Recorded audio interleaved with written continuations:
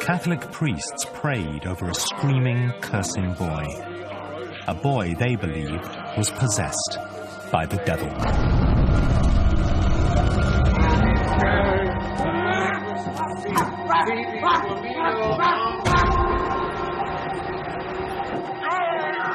The boy's ordeal inspired a movie so frightening that paramedics and ambulances stood by at theaters to deal with cases of hysteria. The Exorcist. The movie was a fiction, but our story is true. It's based on long-lost journals and the memories of an old priest who was there.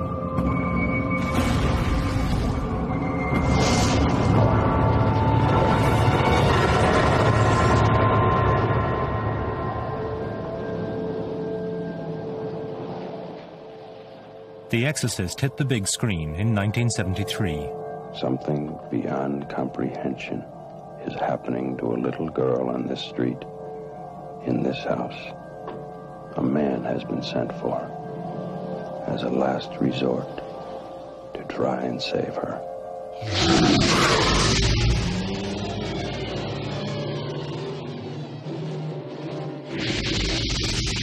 People lined up around the block to see it, and threw up and fainted in the cinemas.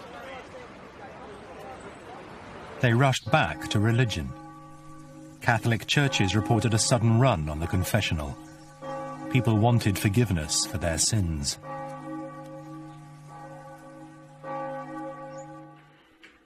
Author William Peter Blatty, writer of the movie and the novel on which it was based, was astonished by the reaction. Suddenly it occurred to those of faith, weak or strong, that, you know, there might be demons, there might be punishment.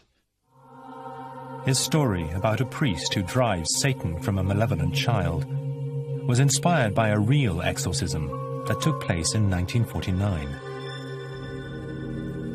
The exorcist was a 52-year-old Roman Catholic priest in St. Louis, Missouri. Father William Bowden was respected for his kindness and charity.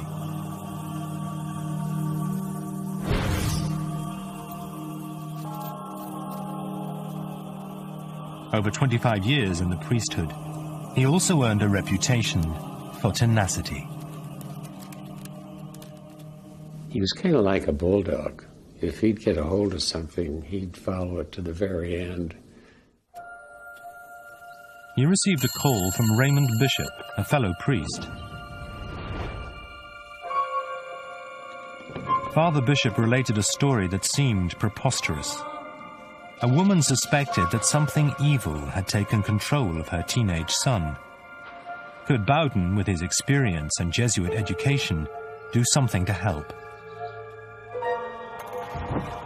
Instead of dismissing the woman as a crank, Father Bowden visited the family. He's not himself. But the doctor said nothing's wrong. The distraught parents told him about their troubled son, Richard. Thank you for coming, Father. Tell me about Richard. Things are happening to him. Things we don't understand. I'm frightened. Bowden calmly took her back to the beginning. The mother described an ordinary, happy, close-knit family.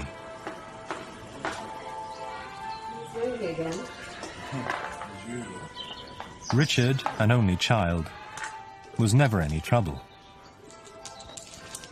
My sister-in-law Millie came for a visit in January. She and Richard were always very close. Let me show you how to use the Ouija board. Okay. Put your hand. She brought him one of those talking boards, a Ouija board. Let the spirits move it. Like this? That's right. Millie and Richard spent hours playing with it, trying to make contact with spirits in the beyond. Can you hear us? Spiritualism is essentially the belief that not only when we die does the soul go on to some kind of afterlife existence, but that it's possible for communication to take place between the living and the dead. On January the 15th, the first mysterious sign appeared, a steady, dripping sound. It came and went every night for 7 or 8 nights.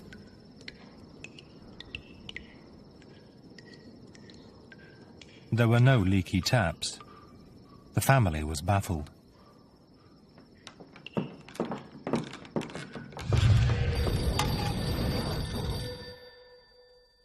On January the 26th, the family learned Millie had suddenly died. She wasn't sick. We didn't expect it. Richard was devastated. It was the first time someone close to him had died.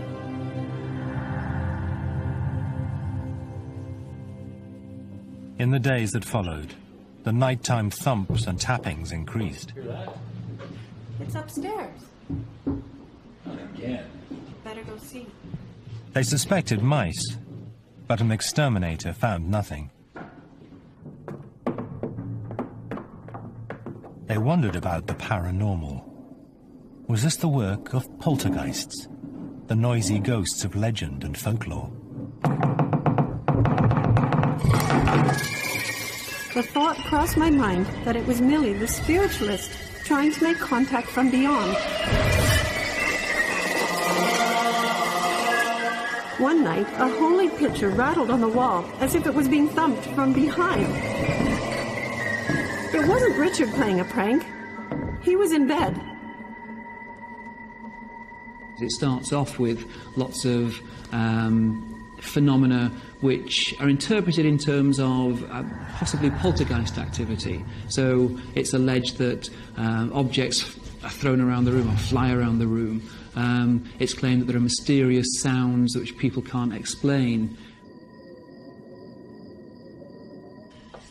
This unsettling and surreal activity suddenly took a frightening turn.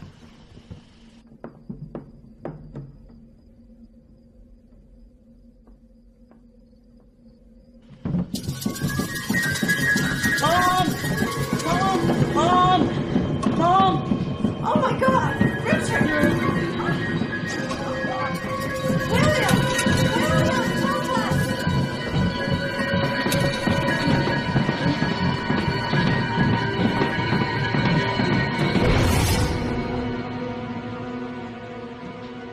Good morning, class. Good morning, Miss Johnson. At school, Richard, a normally quiet student, became the weirdest boy in the class. Sit still. I'm not doing it. Richard, can you please?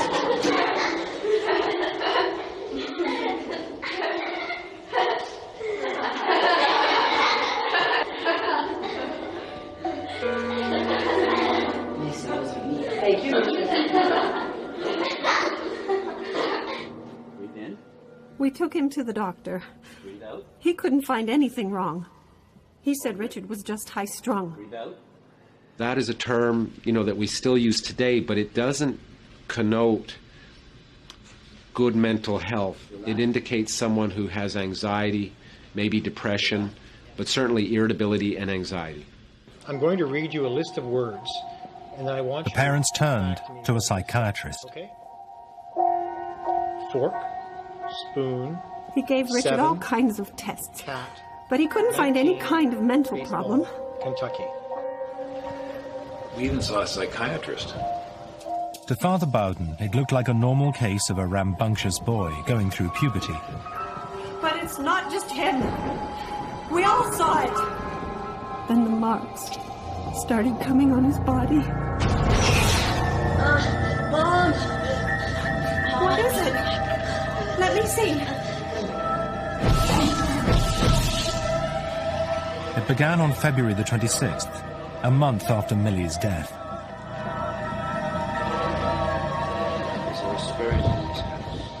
We tried to contact Millie on the Ouija board.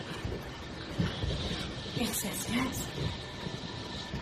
The whole family accepted this belief, and no doubt when the aunt actually passed on, they were expecting some kind of communication from beyond the grave. If you're Millie, prove it.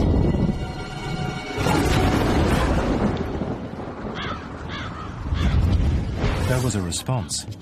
Not on the Ouija board, but again on Richard's body.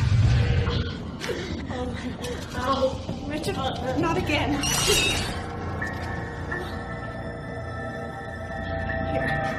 Richard's desperate parents began to consider the unthinkable. Perhaps their son was in the grip of something demonic.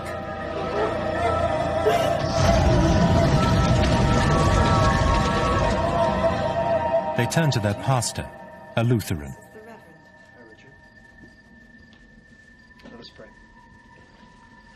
Psychiatry and science and medicine could not give them the answers they were looking for, and it didn't change Richard's behavior one iota. So they abandoned science because science couldn't help them at that time. Our Father, who art in heaven. But neither could the minister. Thy kingdom come. Evangelical Lutherans, which this boy's family was, do not have any history of dealing with possession and exorcism at all. But he knew that Catholics do. The minister's advice: find a Catholic priest. If we accept the case at face value, as it's often presented, then it seems to include lots and lots of elements which characterize possession cases. Do you think it could be? We'll begin the prayers tomorrow night and see what happens. Thank you,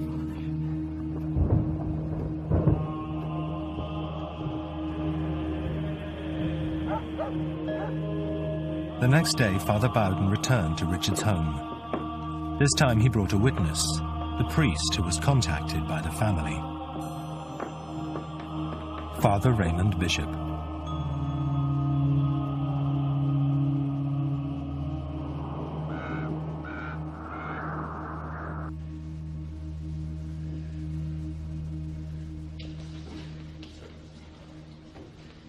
Hello, Richard. Hello, Father. I'm Father Bauer. How do you do? This is Father Bishop. How are you feeling? I'm okay. Good. Now, if you don't mind, I'd like to recite for you what is called a novena. Okay. So we start like this. Most amiable and most loving Saint Francis Xavier, in union with thee, I reverently... Oh. What is it? Oh. Oh, my chest. Oh, my goodness.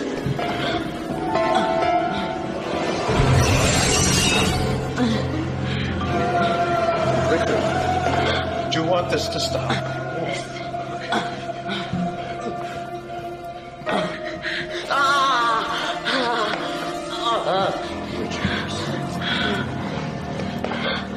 I implore thee to obtain for me the greatest blessing of all, that of living and dying in a state of grace. The prayers continued from midnight until dawn, when Richard fell into a fitful sleep.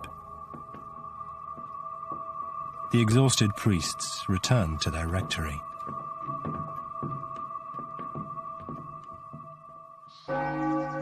The next day, Bowden made a daunting and ominous decision.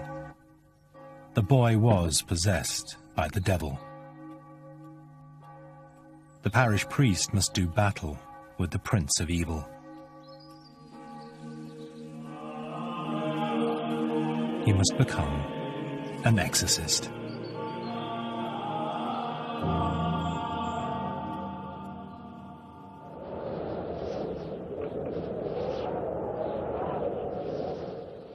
Father William Bowden was about to become the key figure in the real-life drama that inspired The Exorcist. As a war veteran, he had seen death and destruction, but nothing prepared him for the thrashing, cursing boy who seemed to have the mark of the devil on him. He went to see the Archbishop in St. Louis to get permission to use the prayers of exorcism. But you have to do that. You can't just go out and exorcise someone. The Archbishop made one demand. He told him that he wanted a day-by-day account of everything that took place, and all the things that he did. Father Bowden appointed Father Bishop as his assistant. He would keep a day-by-day journal of the events to come.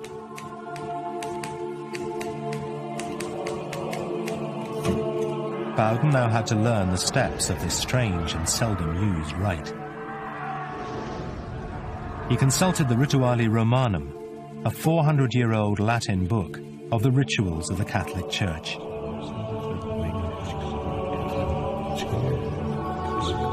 Deep in its pages, he found the section describing how to perform an exorcism. The signs of possession are the following. Ability to speak with some facility in a strange tongue. The faculty of divulging future or secret events. Display of powers beyond the subject's age. For Bowden, this was uncharted territory. Exorcisms were almost unheard of in the American Catholic Church in the 20th century.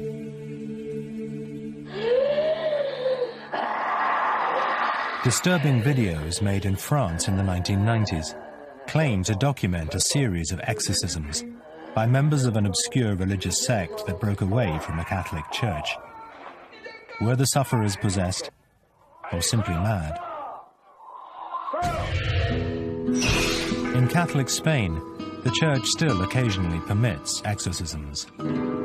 Among the exorcists is Father José Fortea, a parish priest.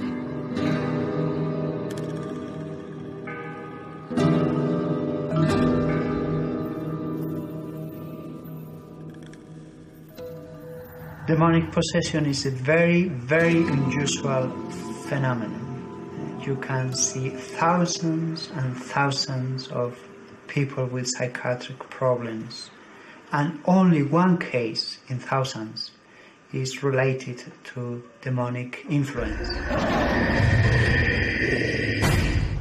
In St. Louis, Father Bowden believed his case was real. He armed himself for the struggle, following the strictures of the Rituali Romanum. Let the priest pronounce the exorcisms in a commanding voice. He ought to have a crucifix at hand. If he notices that the person is experiencing disturbance in some part of his body, he traces the sign of the cross over that place and sprinkles it with holy water, which he must have at hand for this purpose.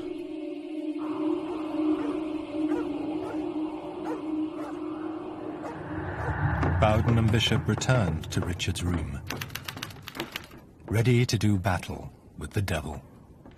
Deus nomina tue salvame. Let me go. Et virtute tue judica me. From Father Bishop's journal, his blows were beyond the ordinary strength of the boy. Get away from me. Deus et Pater Domini nostri Jesu Christe. Invoco nomen sanctum tuum et clementium. Prayers continued hour after hour. Then, just before 1 a.m., Open the window. he seemed about to vomit. Keep going. Who's going? Keep going. Who's going? What's happening? There you go. From the journal, in a moment, he was normal. The whole family knelt around the bed and said prayers of thanksgiving. For Father Bowden, it looked like a triumph of good over evil. But from the Rituali Romanum, a warning. Sometimes the devil will leave the possessed person in peace to make it appear that he is departed. The exorcist must be on his guard lest he fall into this trap. Mom. Mom. Mom. What is it, honey? He's coming back. Who's coming? He's coming back.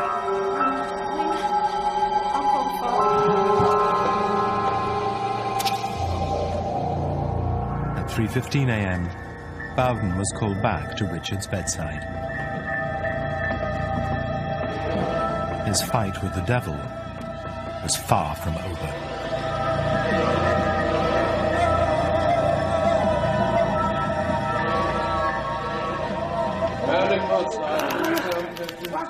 Sunday, March 20th, from the Journal. Richard went into his tantrum at 8:15 p.m. with more violence than on any previous occasion.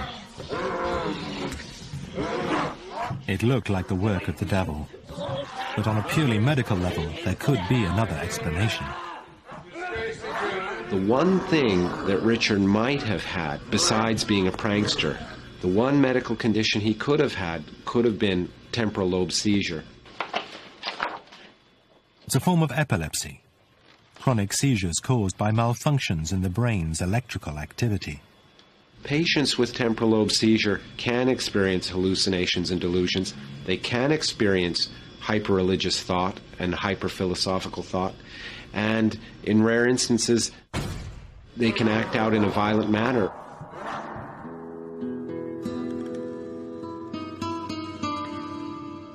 But do disease and the devil sometimes go hand in hand? Father Fortea, the Spanish exorcist, believes it is possible to be afflicted by seizures and possessed by demons at the same time. He has a warning for unbelievers.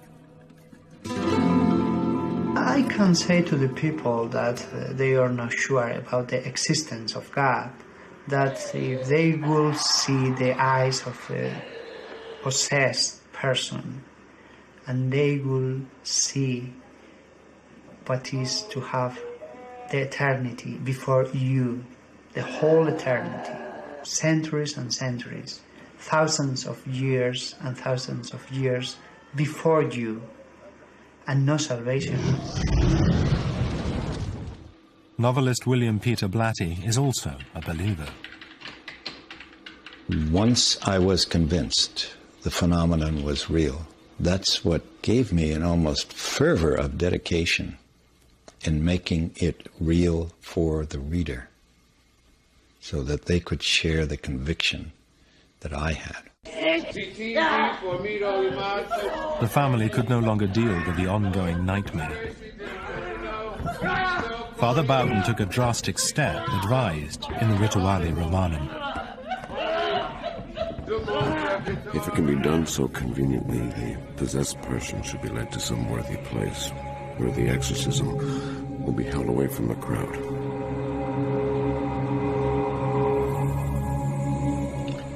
That worthy place was a Catholic hospital in St. Louis, run by the Alexian Brothers, an order of monks. Good morning, Father Bowden. Oh, yes, Father, we're expecting you. Just down this corridor to the left, room 26. Thank you.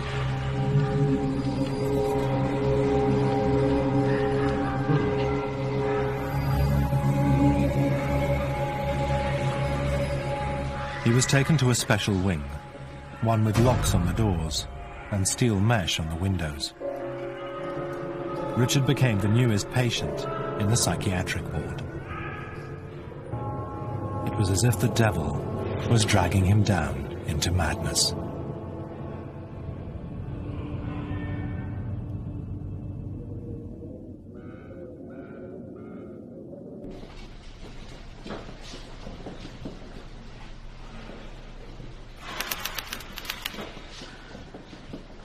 With the temperature drop and everyone seems to be getting...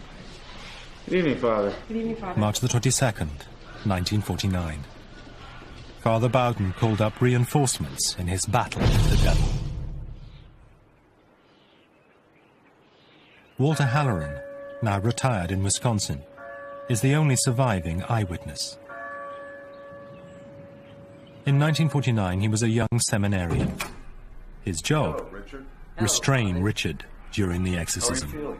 I'm okay. Basically, all the way through the case, that was about what I did, was hold him. And then sometime, when they'd stop the prayers, I'd visit with him and talk to him. Hey, Father. Hi. Can I have some water? Yes. Thanks.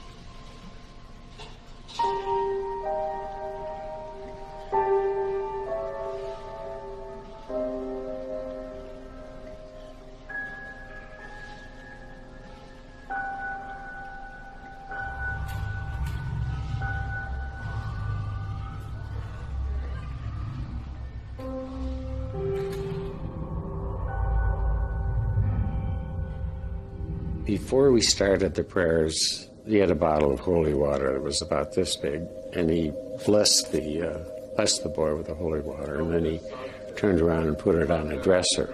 And then I was kneeling there at the foot of the bed, and all of a sudden this bottle whizzed by my head and crashed into the wall, fell down. And that was the first clue that I had that this was a case of exorcism. There really wasn't any explanation. It just happened, you know. And, well, I attributed it to the evil spirit. But there wasn't anyone within 5 feet of the bottle. Going to die in 1957. Just saw you in hell. Cronium Justus Dominus. Badass, you ox.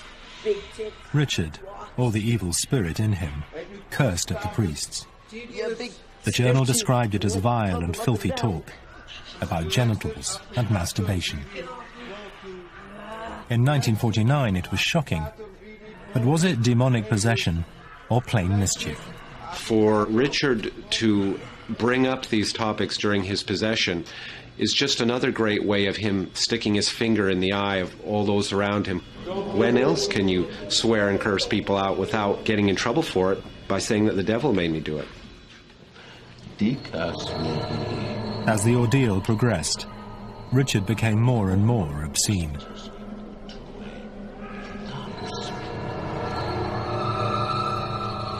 Stick it up, yeah.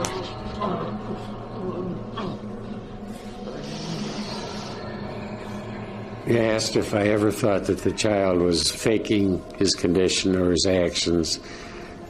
No, I never did. There wasn't anything that he was doing at the time these seizures take place that would indicate that he was attracting attention or reveling in the attention that he had attracted. The instructions in the old Rituale Romanum raised other doubts in Father Bowden's mind. You know, there's a number of demands or descriptions of what the exorcist should be like. The priest must be distinguished for his piety, prudence, and integrity. Bowden wondered if he had the moral strength to defeat Satan.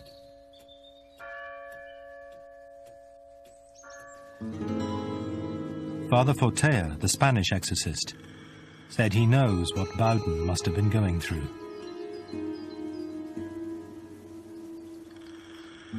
I suppose that Father Bowden, at the first time, he was with fear, because when you do an exorcism for the first time, you have the fear that something can happen that you cannot expect. Anything can happen.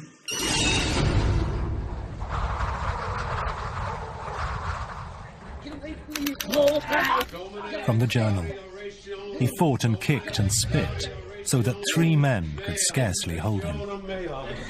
He was complaining that I was hurting him by holding his arms and that sort of thing. So I let go of his arms, and the minute I did that, he whacked me. Father, you're all right. Please, Richard. What happened? It was nothing. I hurt myself.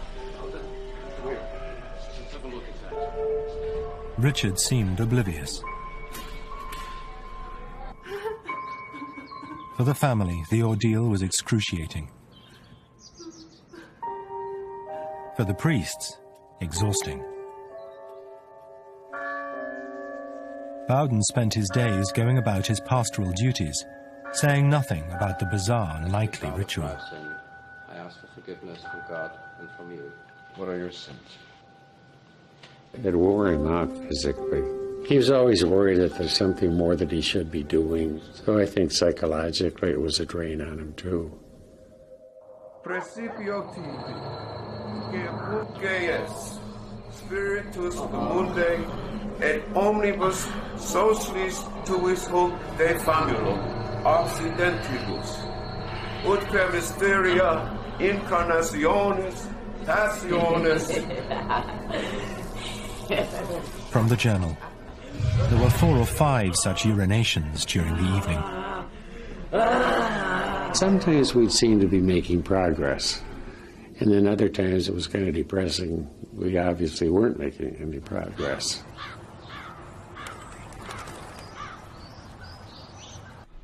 How are you doing, honey? Richard's mother considered calling off the exorcism Well? and taking Richard home. You'll be coming home soon, sweetheart. I promise. Yes,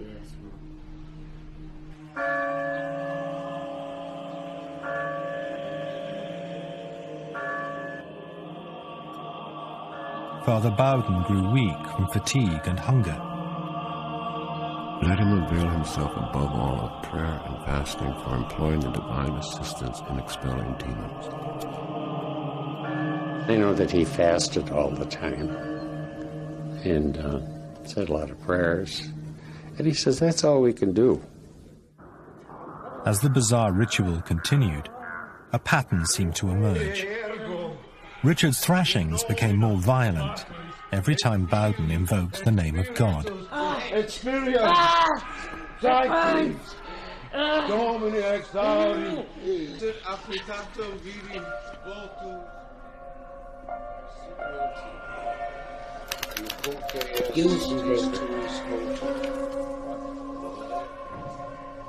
Et omnibus sis tuis Dei fabulum of sentibus. From the journal, Richard called for a pencil. What he wrote was, I am the devil himself. In 10 days, I will give a sign.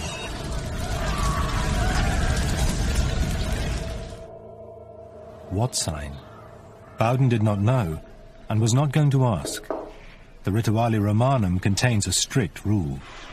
Never engage in conversation with Satan. You don't start asking questions like, why are you tormenting this child or anything like that. You stick to the recitation of the prayers. Bowden made a decisive move. Richard, have you ever been baptized? I can't remember. Would you like to be baptized a Catholic? Yes, Father. Baptism. It's the first sacrament of Christianity, and is itself a form of exorcism. It is usually a joyous occasion. Richard's baptism would be a nightmare.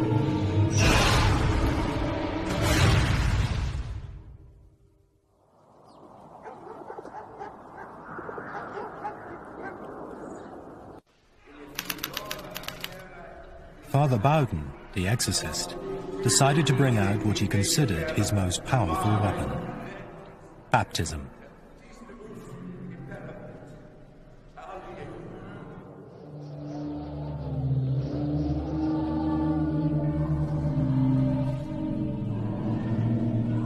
Dost thou renounce? Bowden asked the question again and again. Dost thou renounce Satan? Dost thou renounce Satan? I do renounce. Richard, ego te baptizo in nomine Patris et Filii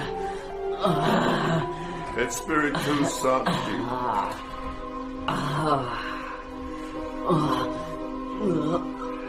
Richard, I baptize thee in the name of the Father, and of the Son, and of the Holy Ghost.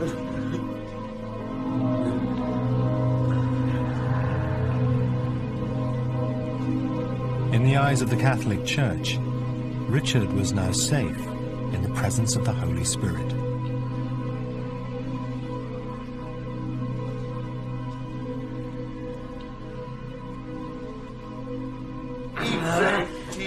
But it seemed that the devil wasn't finished. From the journal, The usual spitting, gyrating, cursing and physical violence continued until 11:30 p.m. Omni incursio adversari, omni phantasma, omni... Spanish exorcist Jose Fortea knows all too well what Father Bowden was going through. Fortea has been trying for 2 years to drive the devil out of a young woman. He says the woman had a relationship with a man who belonged to a satanic cult. He wanted her. More than love is sex. And he's completely obsessed with that lady. And they invoke every week to the demons. He says it has turned into a spiritual tug of war. We cast out some demons and they invoke some demons to come in. The Spanish exorcist sees a striking parallel with the 1949 case. Both involved summoning godless spirits. Spirits moving. Like this? I have read that there was a person of the family that did Ouija board. It is very, very dangerous to do Ouija board, as any kind of witchcraft, of spiritism, of invocation of unknown spirits. If my soul or my consciousness is separable from my body, then this raises the possibility that something else could get in here and take control. So hence the idea of possession. And so, if you like, it's the dark side of belief in the afterlife, which in itself is generally, I think, a positive belief. Whether or not it's something that is true is a very positive thing to believe, because it helps us to cope with our anxieties about our own mortality.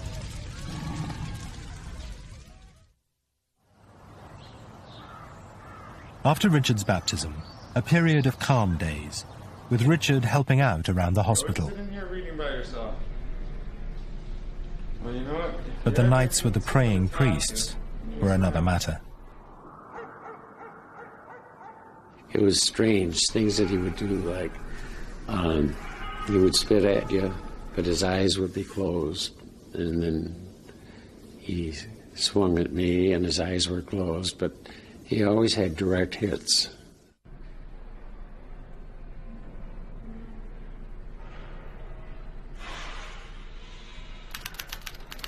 Father Bowden and his assistants arrived at the hospital at 8 p.m, weary but determined to press on with the exorcism ritual.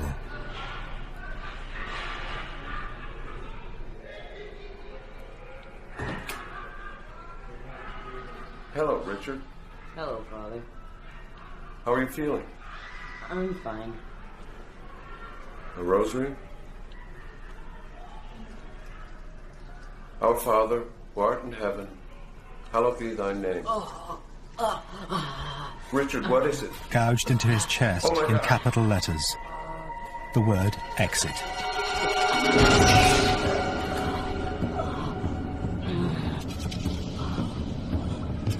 Omni incursio adversari. From the journal, the devil laughed and said, he has to say one more word.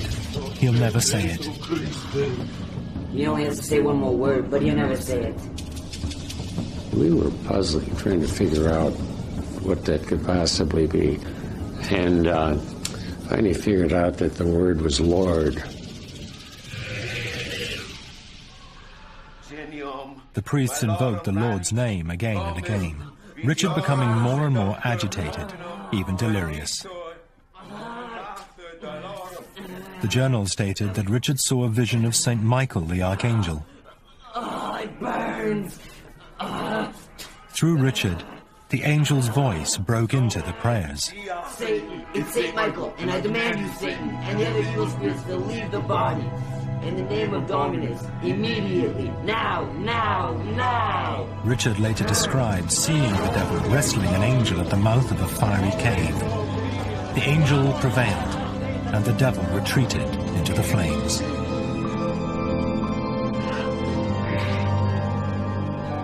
He's gone.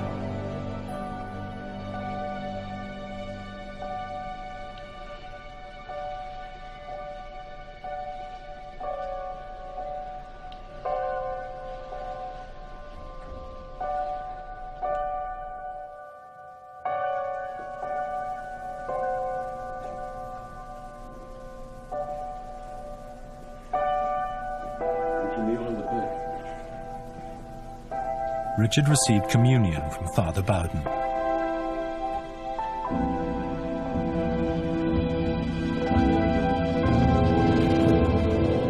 Soon after, a powerful blast was heard throughout the hospital. No one felt shockwaves, and there was no sign of an explosion. And the people across the street in the church heard it, and then all the lights went out. And then they came back on, and Richard sat up and he said, "He's gone." Bowden took the strange phenomenon as a sign that the devil had finally left Richard's body. We have your room all ready for you, and all your friends are so excited. After 4 continuous weeks of exorcism, Richard went home.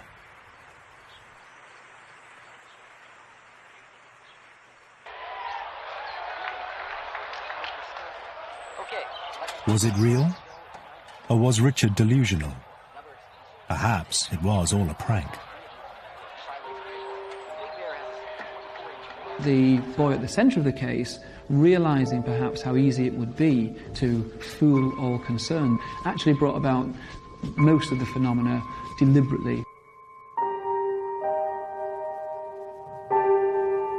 I suspect at the end of the day we've got one of the cases that seems to have gone down in history as being a classic case of possession and exorcism, but when you look more closely at the case, it appears it's built on very, very flimsy evidence indeed.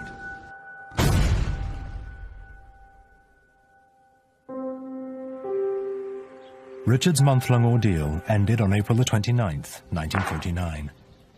8. 1, 2, 3, 4. Back home, his parents watched for signs of demonic possession. There were none. Richard behaved like a normal boy. The devil, it seemed, had returned to hell.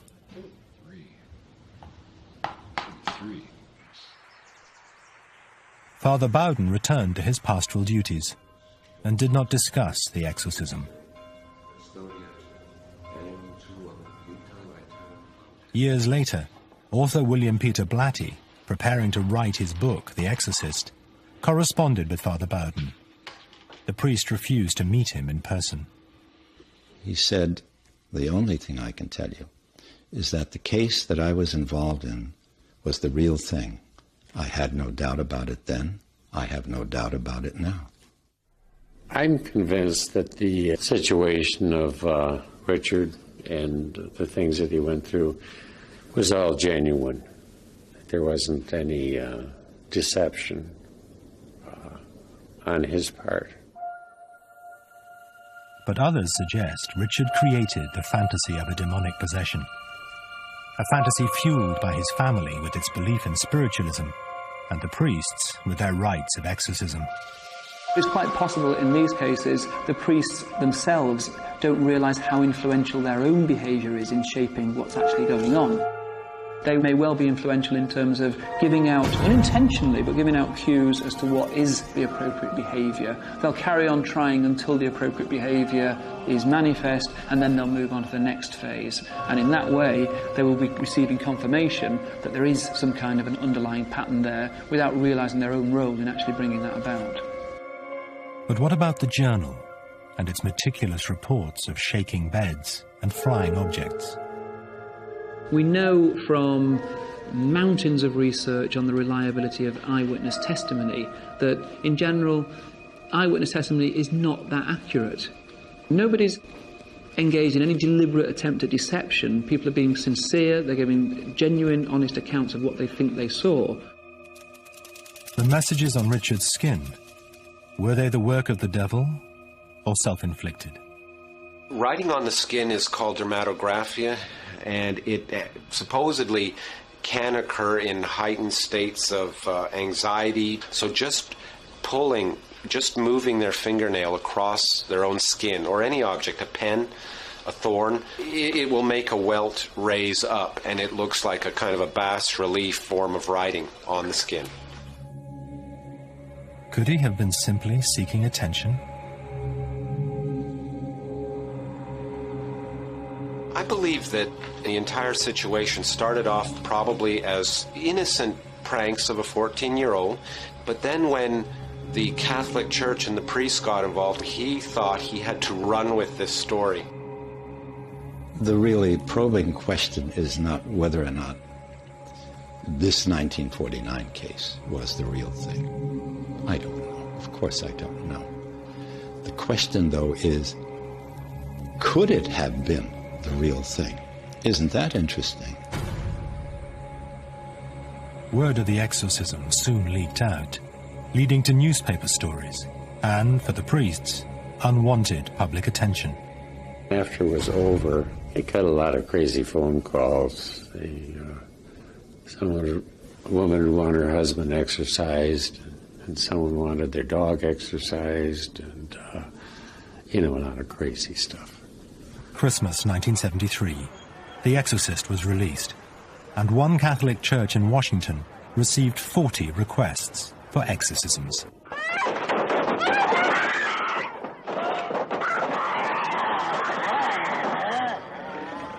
In St. Louis, Walter Halloran and William Bowden attended a matinee.